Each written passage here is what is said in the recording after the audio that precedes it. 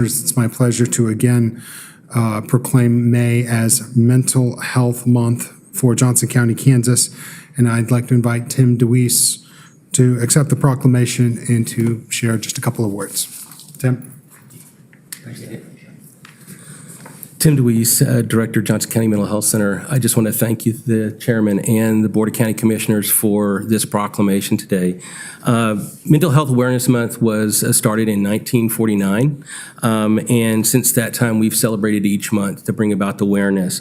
This year is focused on more good days together.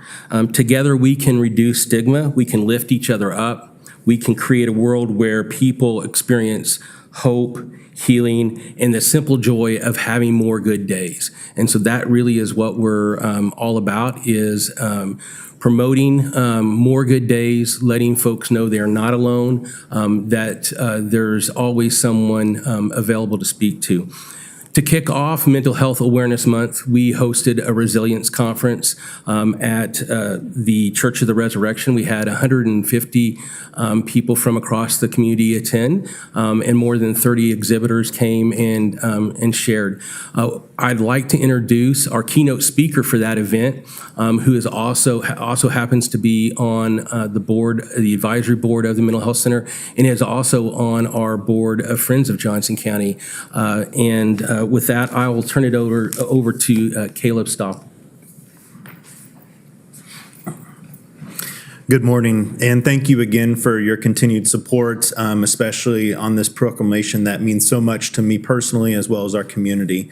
My involvement is 4 years ago when I was an assistant principal at Olathe East High School. You might recall that we had a pretty big incident when a student brought a gun to school. And that day, while protecting others and trying to intervene with that student, I was shot that day as well.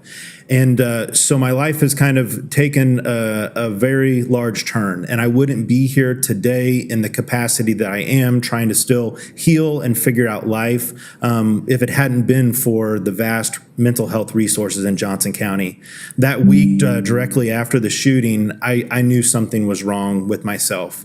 For 15 years as an educator and an administrator, I was the one who was always listening and helping and connecting students and staff members to resources. But this was the first time that I myself had to reach out for help. And when I did that, immediately the things were in motion, and Johnson County Mental Health Center was on my doorstep within hours and provided that immediate care that I didn't really even know at the time that I needed.